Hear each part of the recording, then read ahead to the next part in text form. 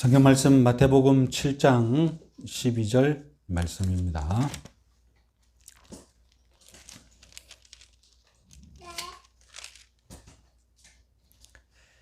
같이 읽겠습니다.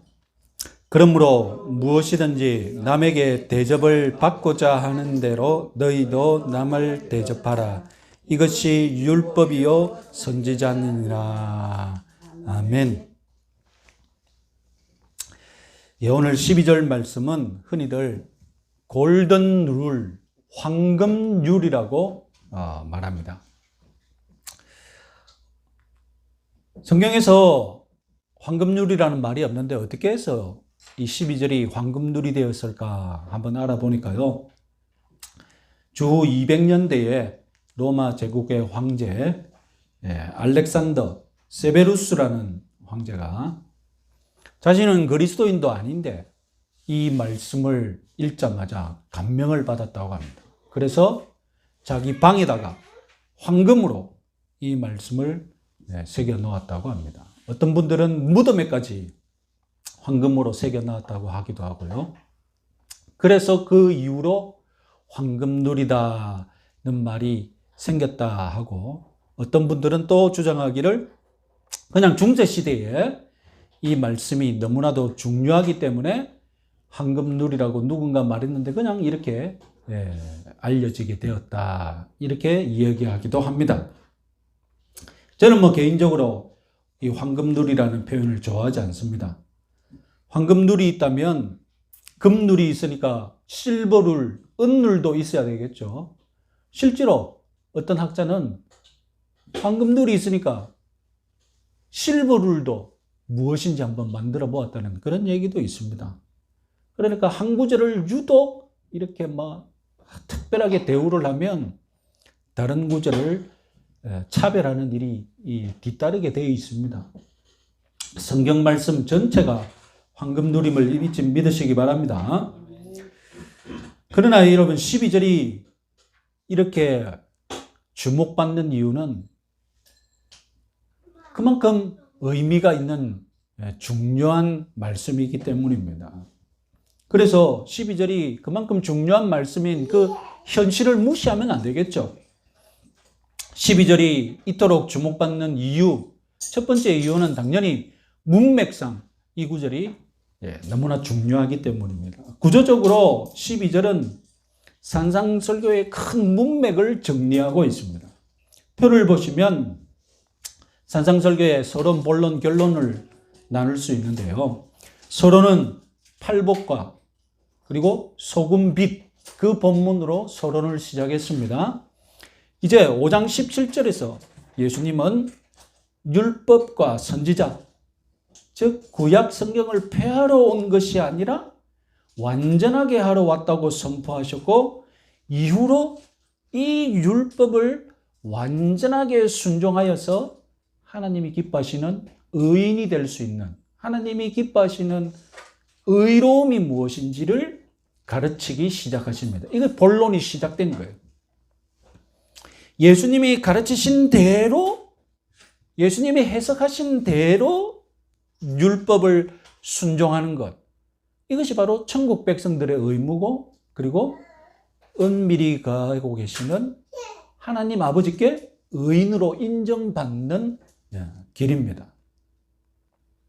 바리새인보다, 이방인보다 더 뛰어난 의, 하나님께 인정받는 의, 우리 천국 백성들은 그 의를 추구해야 합니다. 하나님 나라와 그 의를 추구하라.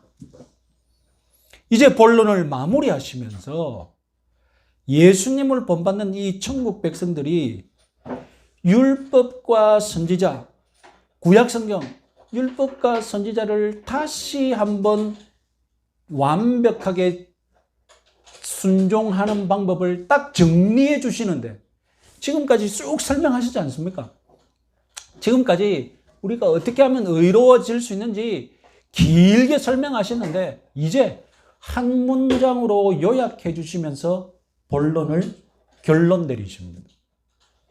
그것이 바로 남에게 대접받고 싶은 대로 남을 대접하라는 것입니다. 이것이 율법과 선지자다. 이 말씀으로 끝냅니다. 그러니까 시작할 때 율법과 선지자를 언급하셨고, 그리고 본론을 마치면서 율법과 선지자를 다시 한번 언급하십니다. 여러분, 고대의 글쓰기 스타일, 제가 산상설계하면서 몇 번 말씀드렸죠. 끝과 마무리를, 끝과 꼬리를, 머리와 꼬리를 서로 연관시키는 것. 그래서 수미상관이라고 부릅니다. 자, 이런 역할을 하고 있기 때문에 12절은 그러므로 라는 말로 시작합니다. 그러므로 앞에 모든 내용들을 다 말했으니 그러므로 결론적으로 이렇게 연결이 되는 겁니다. 또한 12절은 문맥상의 이유 때문에도 중요하지만 그 내용적으로도 너무나 핵심적인 내용을 담고 있기 때문에 중요합니다. 우리 성경은 그러므로 무엇이든지 남에게 이렇게 번역했지만 헬라어 성경으로는 모든 것에서 그러므로 무엇이든지 이렇게 기록이 되어 있습니다. 우리 성경은 모든 것에서를 생략해버린 것이죠. 맨 앞에 있는 모든 것에서를 생략해버린 거죠. 예수님은 제일 먼저 모든 것에서라고 말하셨고, 다음에 이어서 그리고, 그러므로, 그리고 무엇이든지 이렇게 세 단어를 말씀하셨다는 것입니다.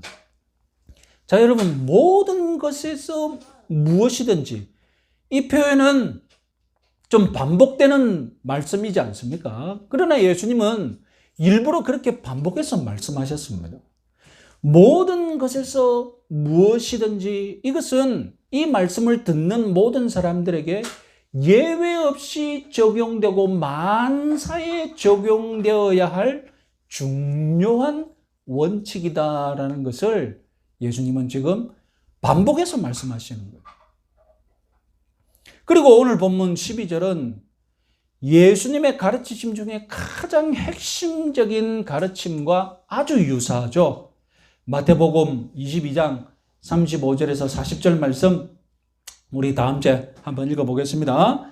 그 중에 한 율법사가 묻되 율법 중에서 어느 계명이 크니까? 예수께서 이르시되 주 너희 하나님을 사랑하라.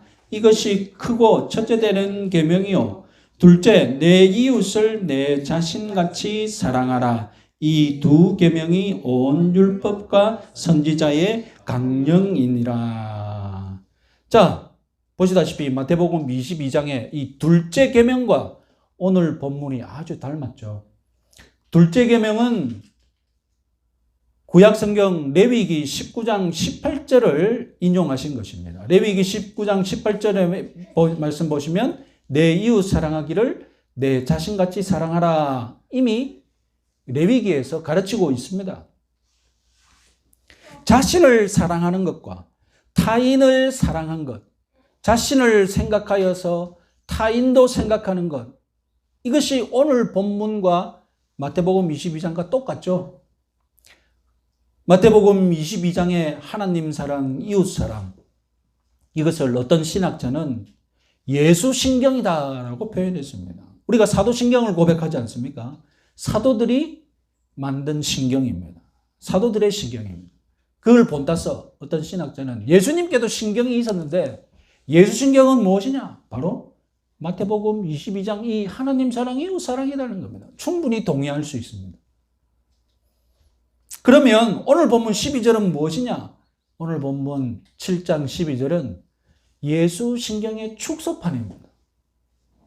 마태복음 22장이 예수 신경의 확장판이라면 오늘 본문 7장 12절은 예수 신경의 축소판이라는 말입니다. 내 이웃을 내 자신같이 사랑하라. 이 말씀이 구약에서 인용하신 말씀이거든요. 예수님은 독창적으로 표현을 창안하시기도 하셨지만 구약에서 인용하시고 그리고 그 당시 사람들이 흔히 사용하고 있던 속담에서도 인용하셨습니다. 자, 남에게 대접을 받고자 하는 대로 너희도 남을 대접하라.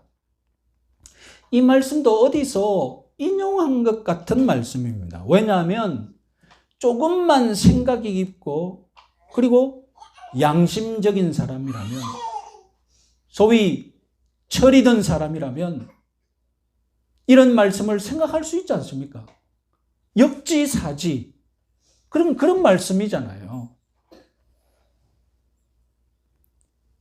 예수님은 당시 유대 사회에서 가르치고 있었던 구약 성경적인 가르침을 인용하신 것입니다.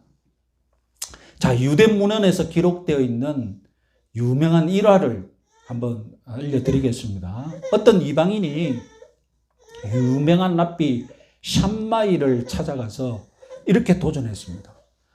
내가 한 다리로 서 있을 동안에 네가 모든 토라를 내게 가르치라. 그러면 내가 개종하겠다. 무슨 뜻입니까? 짧은 시간에 충분히 토라를 나에게 가르쳐서 설득해 보라는 겁니다. 내가 한 다리로 서 있을 동안. 한 다리로 오래 서 있을 수는 없잖아요. 삼마이는 막대기를 휘두르면서 쫓아냈다고 합니다. 택도 없는 소리 하지 말라고. 그러자 이 이방인은 이번에는 샴마이 랍비처럼 유명한 힐렐 랍비를 찾아가서 또다시 똑같이 도전했습니다. 그러자 힐렐 랍비가 뭐라고 가르쳤느냐? 당신이 당하기 싫은 것을 이웃에게 하지 말라. 이것이 전체 토라이고 이것이 전체 율법이고 나머지 율법은 이 율법을 설명한 것이다. 당신이 당하기 싫은 것을 이웃에게 하지 말라. 이것을 다 설명한 것에 지나지 않는다. 이렇게 힐렐 랍비가 가르쳤다는 것입니다. 힐렐 랍비는 이 말씀을 어디서 가졌냐? 이것도 자기 말씀이냐? 그것도 확실하지 않습니다. 왜냐하면 유대인들이 아람어로 기록해 놓은 성경이 있는데, 구약 성경을 아람어로 기록해 놓은 성경이 있는데 우리는 그 성경을 오늘날 탈굼 성경이라고 부릅니다. 탈굼 성경에 레위기 19장 18절 말씀에 이렇게 기록이 되어 있습니다. 너는 내 이웃을 사랑하라. 너는 네가 싫어하는 것을 그 사람에게 행하지 말라라고 이 한마디가 더 주석처럼 첨가되어 있습니다. 그러니까 여러분, 이 두 가지 예를 통해서 우리가 확인할 수 있는 것이 무엇입니까? 예수님 당시에 이미 무엇이 퍼져 있었느냐? 네가 싫어하는 것을 남에게 하지 마라. 네가 싫어하는 것을 남에게 강요하지 마라는 이 가르침이 이미 널리 퍼져 있었다는 것입니다. 어디 유대 사회에만 이런 격언이 있었겠습니까? 아닙니다. 로마의 유명한 사상가 세네카도 이런 말을 남겼습니다. 너희 아랫사람에게, 너희가 윗사람에게 당하고 싶은 대로 처신하라. 자기가 중간에 있거든요. 그러니까 아랫사람에게 어떻게 하라고요? 지가 중간에 있으니까 윗사람이 네한테 했으면 하는 대로 행동하라는 거예요. 여러분, 심지어 예수님보다 500년이나 일찍 활약한 중국의 공자도 이와 유사한 교훈을 남겼습니다. 자, 여러분, 다른 거는 말고 우리 번역된 것만 한번 봅시다. 자공이 공자께 묻습니다. 한마디로, 한 단어로 평생 동안 지켜나갈 수 있는 것이 무엇입니까? 스승님이 가르치는 모든 교훈 다 좋습니다. 그렇다면 단 한 단어로 선생님의 교훈을 요약해 주십시오. 제자가 그렇게 물은 거예요. 그러니까 공자가 뭐라고 했느냐? 공자께서 말씀하셨다. 서라고 할 수 있다. 그럼 이 서가 무엇이냐? 이 한 단어가 뜻이 무엇이냐? 네가 하고 싶지 않은 일을 남에게 시키지 말라. 이어서 한 단어로 이것을 내 가르침에 한 단어로 요약한다면 이것이라는 겁니다. 공자가. 네가 하고 싶지 않은 일을 남에게 시키지 마라. 제가 공자 말씀 중에 아는 것이 몇 개 안 됩니다. 근데 우연히 이 말씀을 알게 되었을 뿐입니다. 자, 여러분, 유대 사회, 로마, 공자, 각 문화에서 유명하다는 사람들이 다 비슷비슷한 말씀을 했습니다. 어디 이 세 군데뿐이겠습니까? 문화를 가지고 있는 민족이라면 이와 유사한 가르침이 인물 하나씩 다 가지고 있을 것입니다. 그런데 예수님이 유대 사회에서 이미 사용하고 있던 격언을 인용하시면서 변화를 주셨어요. 유대 격언은 네가 원하지 않는 것을 남에게 행하지 말라. 공자도 마찬가지고요. 그런데 예수님 말씀은 무엇입니까? 네가 원하는 것을 남에게 해라. 오늘 본문과 뜻이 아주 유사한 격언들을 모든 문화권에서 있는 격언들을 다 모아보면 결국 두 가지입니다. 하나는 네가 긍정형으로 네가 원하는 것을 남에게 해라. 또 다른 하나는 부정형으로 네가 원하지 않는 것을 남에게 하지 마라.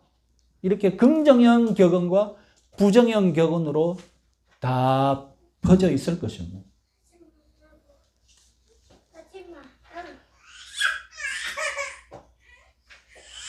부정형, 네가 원하지 않는 것을 남에게도 행하지 말라. 긍정형, 네가 원하는 것을 남에게 행하라. 이 둘 중에서 긍정형이 부정형보다 윤리적으로 더 뛰어난 것으로 해석해서는 안 된다고 주장하는 학자들이 있습니다. 언뜻 보면 엎어치나 매치나인 것 같고 긍정형이든 부정형이든 가르치고자 하는 목적은 같기 때문에 무엇이 더 뛰어나는지 그렇게 깊이 생각해서는 안 된다는 것입니다. 그러나 저는 조금 생각이 다릅니다. 유대 사회에서 이미 부정형이 널리 유통되고 있는데 예수님은 부정형을 그대로 인용하지 않으시고 예수님은 긍정형으로 바꿔서 인용하셨습니다. 저는 예수님이 의도적으로 이렇게 바꾸셨다고 믿습니다. 그래서 오늘 설교의 첫 번째 대지는 왜 부정형이 아니고 긍정형인가입니다. 부정형, 네가 원하지 않는 것을 남에게 하지 말라. 자, 문자 그대로 실천해 봅시다. 내가 도둑 맞는 것이 싫으니 나는 남에게 도둑질 하지 않습니다. 내가 저주 당하는 것이 싫으니 남에게도 저주하지 않습니다. 내가 미움받는 것이 싫으니 나는 남을 미워하지 않습니다. 내가 두들겨 맞는 것이 싫으니 내가 남도 때리지 않습니다. 자, 여러분, 이 사람이 무엇을 실천했습니까? 말씀은 지켰는데 이 사람이 무엇을 실천했습니까? 네? 무슨 행동이 있었습니까? 부정형은 결국 아무것도 안 하면 선을 실천하는 것입니다. 온 것도 없고 간 것도 없습니다. 그냥 머릿속에서 내가 저주하지 말아야지. 저주 안 하면 선을 실천하는 것이고 내가 도둑질 하지 말아야지. 도둑질 안 했으니 선을 실천한 것입니다. 자, 이번에는 긍정형을 생각해 봅시다. 내가 원하는 것을 남에게 행하라. 내가 도둑 맞는 것이 싫고 오히려 선물 받는 것을 좋아하니 내가 남에게도 선물합니다. 내가 저주당하는 것이 싫고 오히려 칭찬받는 것이 좋으니 나도 남을 칭찬합니다. 내가 미움받는 것이 싫고 사랑받는 것이 좋으니 사랑받는 것을 원하니 내가 남에게 사랑을 베풉니다. 내가 맞는 것이 싫으니 폭력당하고 매맞는 사람을 도와줍니다. 이처럼 예수님이 가르치신 긍정형은 가만히 있으면 선을 실천하는 것이 아닙니다. 부정형에 의하면 아무것도 안 해도 선을 행한 것입니다. 그러나 긍정형에 의하면 아무것도 안 하면 선을 행한 것이 아니라 무엇이라도 해야 선을 행한 것입니다. 지금 부정형이 무익하다고 하는 말이 아닙니다. 사실상 부정형이 의도하는 바와 긍정형이 의도하는 바는 목적이 같습니다. 역지사지. 그죠? 내 입장과 상대방 입장을 바꿔보라는 겁니다. 그러나 문자적으로 엄격하게 적용하면 부정형은 복지부동 아무것도 행하지 않아도 네가 선을 행할 수 있다라고 가르치는 꼴이 됩니다. 반대로 긍정형은 너는 실천을 해야 선을 행한다는 것을 가르치는 것입니다. 일례로 마태복음 25장에서 예수님은 최후의 심판을 비유적으로 말씀하시면서 양과 염소의 예화를 드셨습니다. 자, 마태복음 25장 33절에서 44절 말씀 길지만 제가 한번 요약했으니까 한번 읽어봅시다.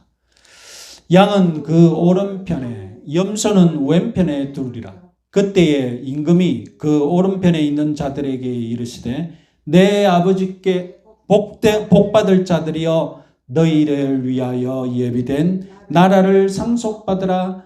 내가 줄일 때에 너희가 먹을 것을 주었고 목마를 때에 마시게 하였고 나그네 되었을 때에 영접하였고 헐벗었을 때에 옷을 입혔고 병들었을 때에 돌보았고 옥에 갇혔을 때에 와서 보았느니라.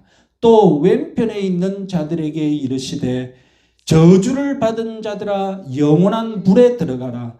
내가 줄일 때에 너희가 먹을 것을 주지 아니하였고 목마를 때에 마시게 하지 아니하였고 나그네 되었을 때에 영접하지 아니하였고 헐벗을 때에 옷 입히지 아니하였고 병들었을 때와 옥에 갇혔을 때에 돌보지 아니하였느니라 하시니. 자, 여러분 아주 재밌는 말씀이시죠?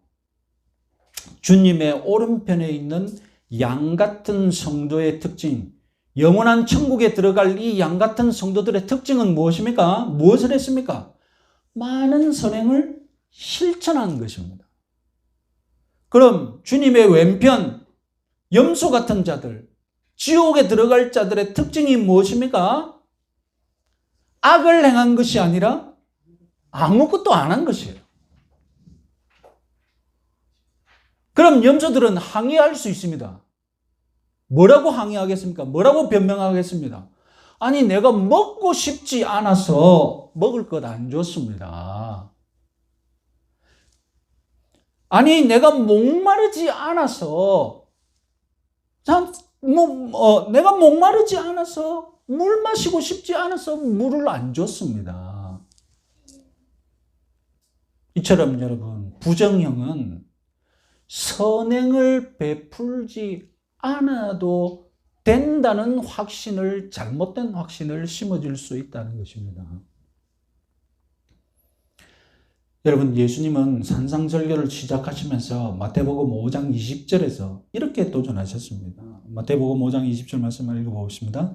내가 너희에게 이르노니 너희 의가 서기관보다 바리새인보다 더 낫지 못하면 결코 천국에 들어가지 못하리라.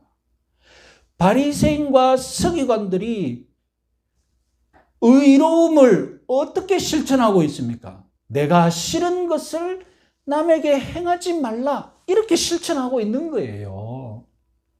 그러니까 서기관보다 바리새인보다 더 나으려면 어떻게 해야 됩니까? 뒤집어야죠. 내가 싫은 것을 남에게 행하지 말라. 이것이 아니라 네가 원하는 것을 남에게 해라. 더 실천적으로 예수님은 가르치셨던 것입니다. 그래서 천국의 제자들이 바리새인과 서기관보다 더 실천적이고 더 의로워질 수 있는 그런 원리를 지금 가르쳐주고 계신 것입니다. 자, 오늘 첫 번째 설교의 대지가 뭐였습니까?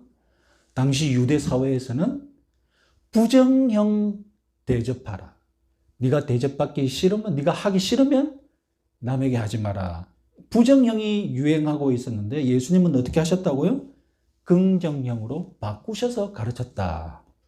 자, 두 번째 오늘 설교 대지는 예수님의 이 긍정형 말씀은 계산적인 주고받기가 아니라는 것입니다. 전문적인 용어로 상호주의라는 말이 있습니다. 다른 나라에서 방역 때문에 우리나라 사람을 입국 금지했습니다. 그러면 상호주의에 따라서 어떻게 합니까? 우리나라도 그 나라 사람 입국 금지합니다. 다른 나라에서 우리나라 사람 입국 허가했습니다. 그러면 상호주의 원칙하에서 우리나라도 입국 금지시킨 것들을 풀어서 입국 허용합니다. 이것이 상호주의입니다. 불신자들은 오늘 본문 말씀을 주고받기식 상호주의로 이해합니다. 심지어 성도들도 오늘 말씀을 받은 만큼 돌려주라 이런 식으로 이 매너를 가리킨다라고 착각합니다. 그러나 그렇지 않습니다. 여러분 오늘 본문을 다시 보세요. 분명히 남에게 대접을 받고자 하는 대로이지 남에게 대접받은 대로가 아닙니다. 여러분 차이가 무엇인지 알겠습니까? 남에게 대접받은 대로 하면 무엇을 가정합니까? 이미 내가 대접받았다는 것을 가정합니다. 그런데 예수님은 뭐라고 하셨습니까? 남에게 대접을 받고자 하는 대로. 아직 대접 안 받았어요. 나에게 온 것이 없습니다. 내가 대접받는다면 좋겠다 희망이 있고 내가 대접받을 수도 있다 가망만 있을지 내가 대접받았다는 사실은 없습니다. 지금 내가 아직 대접받은 사실이 없는 현실이 없는 이 상황에서 어떻게 하라는 것입니까? 내가 먼저 실천하라는 것입니다. 그러면 여러분 오늘 말씀을 또 어떻게 잘못 이해하느냐? 예수님은 마치 우리가 받기를 바라는 마음으로 주라고 하신 것 같다. 내가 주면 받겠지. 내가 대접했으니 저 사람도 대접하겠지. 이런 계산으로, 이런 목적으로 대접하라는 것입니다. 그러면 대접할 것을 기대하고 내가 대접 베풀었는데 대접 안 하네? 그러면 다음부터는 안 해도 됩니까? 저 사람이 대접할 때까지 난 절대 대접 안 합니까? 매너가 없어, 저 사람은. 눈치도 없고. 내 저 사람 이제 밥 안 사줘. 지금 예수님이 그걸 가르칩니까? 우리 주위에 그런 사람 만날 수 있잖아요. 그럼 그 사람 말 볼 때마다, 내가 사줬는데 끝내 안 사네. 그러면서 꽁하고 끝까지 밥 안 사줄 겁니까? 지금 예수님 그걸 가르칩니까? 여러분, 남에게 대접을 받고자 하는 대로 이 말씀은 내 선행의 목적이 아닙니다. 내 선행의 목표가 아닙니다. 단지 이것이 좋은 일인지 나쁜 일인지 내 선행을 판단하는 기준이지 내가 선행을 하는 목적이 아니라는 것입니다. 선행하기 전에 나 자신에게 먼저 적용해 보는 것이지, 선행 베풀기 전에 내가 나중에 대접받아야지 그런 목적으로 베풀라는 것이 아닙니다. 예수님이 뜻하신 바는 내게 좋은 것이라면, 내가 좋은 것이라면 남이 베풀지 않더라도, 나에게 돌아오는 것이 없더라도 내가 아무것도 받은 것이 없는 상황에서 먼저 베풀라는 것입니다. 심지어 나중에 돌아오는 것이 없어도 계속 베풀라는 것입니다. 여러분, 원수를 사랑하는 거 생각해 보세요. 원수를 사랑하기 위해 베풀어야 되는데, 내가 원수에게 베풀면 저 원수가 감동하겠지? 그래서 여러분, 내가 베풀기를 시작합니까? 원수 같은 사이라면 내가 먼저 인사해도 저 인사 안 받아줄 겁니다. 그렇잖아요. 그럴 확률이 높잖아요. 내가 원수를 사랑해야겠다는 마음도 먹고, 내가 원수 같은 사람 앞에 가서 인사를 했더니 안 받아줘요. 어이! 나는 다음부터 인사 안 해. 저 사람 내 인사를 안 받아주면 나 인사 안 해. 그게 지금 이 본문 가르치는 게 아니라니까요. 원수를 사랑하기로 했으면 내게 돌아오는 것이 없어도 나는 계속 원수를 사랑하기 위해 베풀어야죠. 내게 좋은 것이라면 그 사람에게도 베풀어야죠.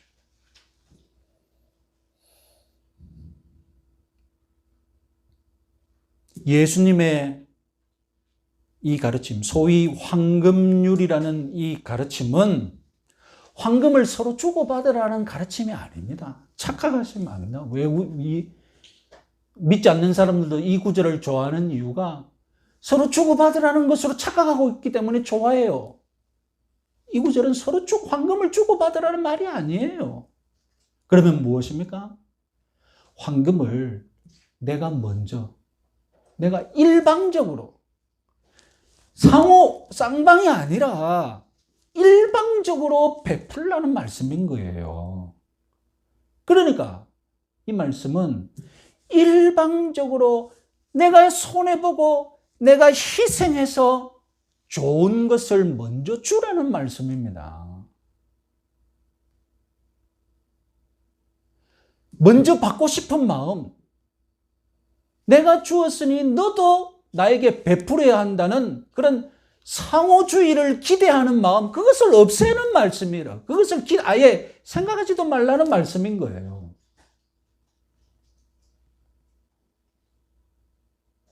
내가 주었는데 받지 못할지라도 나는 계속해서 베풀겠다는 그런 실천을 가르치는 말씀이고, 저 사람이 나에게 아무것도 베풀지 않았는데, 아무것도 서로 주고받는 것이 없는 상태에서 내가 먼저 시작하겠다. 내가 먼저 사랑 베풀고, 내가 먼저 인사하고, 내가 먼저 사과하고, 내가 먼저 이 관계를 이끌어 나가겠다는 그런 실천적인 가르침이라는 것입니다. 그러니 내가 먼저 손해를 감내해야죠. 내가 내 자존심 먼저 꺾어야죠. 그러니 이 말씀은 상호주의가 아니라 일방주의고 자기 희생을 가르치는 말씀이라는 겁니다. 이렇게 해야 바리새인보다 더 뛰어난 의를 실천할 수 있는 것입니다. 내가 먼저 실천하고, 내가 먼저 손해를 감수하고, 내가 먼저 나를 죽이는 이런 헌신이야말로 지금 예수님이 실천하신 삶이고, 예수님이 먼저 실천하신 것이잖아요. 예수님의 십자가가 무엇입니까? 우리는 사랑하지 않는데도 먼저 사랑하신다고 예수님이 먼저 시작하신 거잖아요. 자기 희생의 삶이라는 것입니다. 자, 오늘 첫 번째 설교는 대지는 무엇이었습니까? 유대 사회에서는 부정형이 유행하고 있었는데 예수님은 긍정형으로 바꾸셨다. 두 번째 대지는 무엇입니까? 이 말씀은 상호주의, 서로 주고받기식의 계산적인 실천이 아니다. 자, 마지막으로 세 번째. 오늘 설교의 세 번째 대지는 이 긍정형의 이웃 대접이 폭력으로 변질될 수 있다는 것입니다. 긍정형의 이웃 대접, 뜻밖에도 주의해야 합니다. 왜냐하면 이것은 폭력적인 행동으로 변질되기 쉽기 때문입니다. 왜 수많은 사상가들이 긍정형의 대접하기보다 부정형의 대접하기를 가르쳤느냐? 긍정형의 대접하기는 내가 원하는 대로 남에게 행한다는데 또 자세히 생각해 보면 문제가 있기 때문입니다. 원하는 것의 기준이 무엇입니까? 원하는 것의 기준이 나입니다. 나예요. 내 기준에 따라 내 마음대로 내 원하는 대로 남에게 하는 거잖아요. 그러면 실천하는 과정 속에 남은 안 원한데 일방적으로 내가 원하기 때문에 베풀면서 폭력이 될 수 있다는 거예요. 여러분 19세기 말 20세기 초 조선은 지독히 가난한 농촌 국가였습니다. 그때 일본은 유럽의 산업 문명을 받아들이면서 빠르게 부유해지고 있었습니다. 일본 눈에서 우리 조선을 딱 바라보니까 우리 일본이 조선을 점령하여서 문화를 이식하면 저 가난한 조선이 지질에도 가난한 조선이 선진국이 될 수 있다는 거예요. 우리 일본이 점령해서 기술과 문화를 베풀면 심지어 조선에도 그렇게 생각하는 사람이 있었어요. 일본에 가서 보니까 이거 완전 엄청나게 발전해 있는 거예요. 그래서 일본만 유학 갔다 오면 친일파로 다 변하는 거예요. 일본이 우리나라에게 혜택을 베풀어요. 어떤 사람이 내가 좋아한 이것이 너에게 필요하다. 내가 좋으니 너에게 필요하다. 그런데 그것을 강압적으로 그것을 힘으로 실천해버리면 그것이 폭력이 되고 그것이 수탈이 되고 그것이 침입이 될 수 있다는 겁니다. 우리 일상생활에서도 일어납니다. 형편이 어려운 일이 있습니다. 내가 볼 때에 구제헌금으로 도와주는 것이 좋은 것 같습니다. 내 생각은 어떻게 합니까? 내 같으면 도움 받겠다. 내가 우리 교회에서 구제헌금 하면 받는 사람 그럼 감사해야지. 예? 도와주는 게 어디냐? 이 어려운 세계. 도와주는 사람 그렇게 생각하거든요. 그러나 받는 사람 입장은 또 다르거든요. 그 사람은 아예 원치 않을 수도 있지 않습니까? 일방적으로 구제를 강행하고 예배 시간에 광고하고 우리가 장학금 수여했다면서 애들 다 넣으라고 수많은 성도들 다 보는 앞에서 장학금 수여식 하고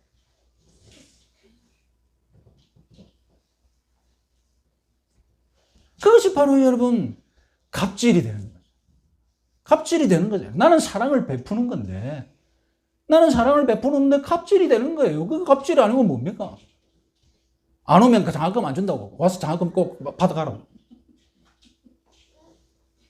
생각해 보세요. 장학금 주는데 왜 장학금 수여식이 안 와?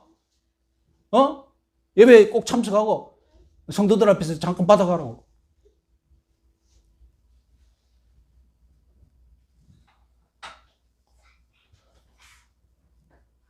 여러분, 복음은 나에게 정말로 좋은 소식입니다.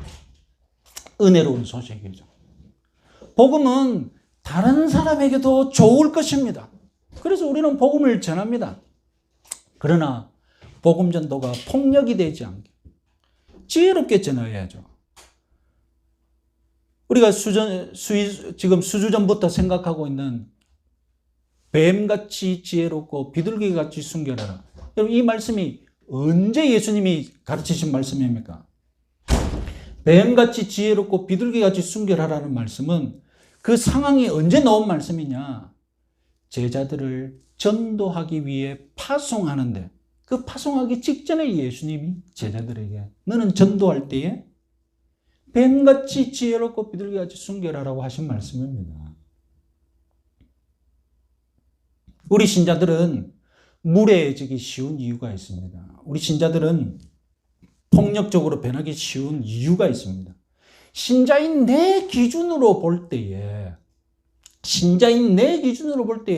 내가 옳거든요.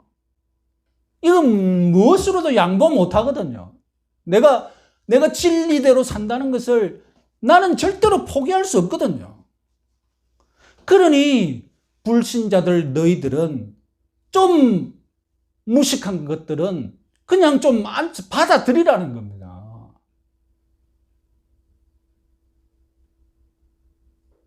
당당하게 좀 나는 너희들은 받아야 된다고 당당하게 요구하는 거예요.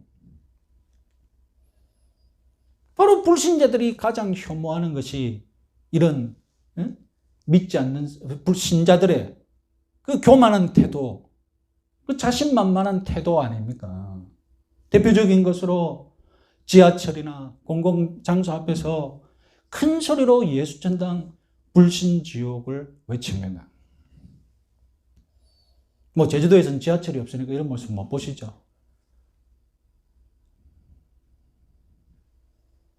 문제는 여러분 21세기는 이 개인의 권리가 지극히 존중받는 시대라는 것입니다. 과거에는 개인의 권리, 프라이버시 무시되기 일쑤였습니다. 온 사회가 군대 문화에 지배받고 있어서 폭력이 아주 일상적이었습니다.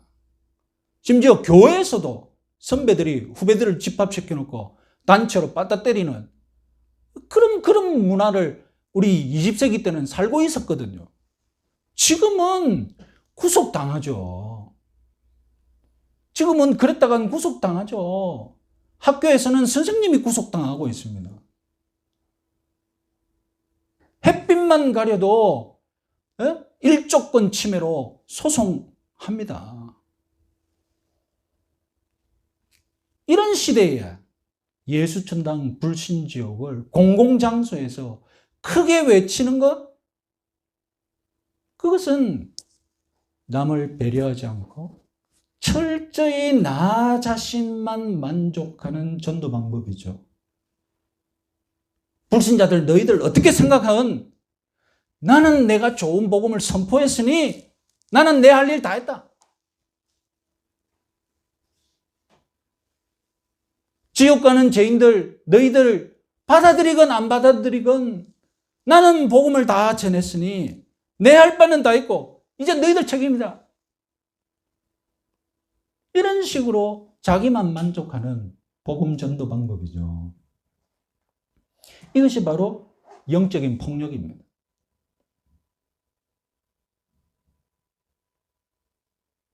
예수천당 불신지옥의 방망이로 무조건 방망이 휘두르는 거예요.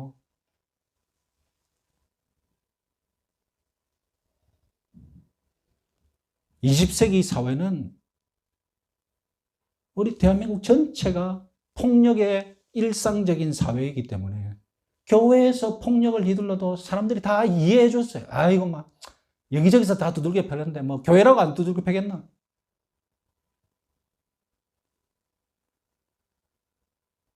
그럼 폭력적인 전조에 다 관대했어요. 그러나 21세기는 이제 불신자들이 가만히 막고 있지 않습니다. 무례를 행하면 참지 않습니다.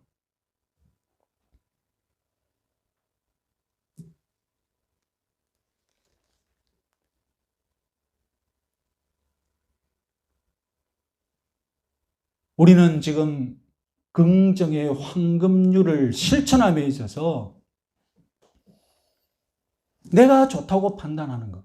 남에게 해야 되는데. 그러면 우리의 행동이 무례함이나 폭력이 되지 않도록 주의해야 한다는 지금 세 번째 대지의 말씀을 드렸습니다. 무조건 내 기준으로 좋은 것을 판단하기 때문에 생기는 부작용입니다.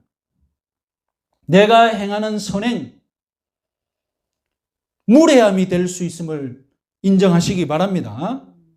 내가 베푸는 선행, 권리 침해가 될 수 있음을 유념하시기 바랍니다. 심지어는 폭력이 될 수 있다는 것도 유념하시기 바랍니다. 과거의 역사가 이미 폭력과 수탈이 일어났다는 기독교 세계가 복음전도의 명목으로 전부 식민지를 다 침탈하고 식민지 확장에 앞장섰지 않습니까?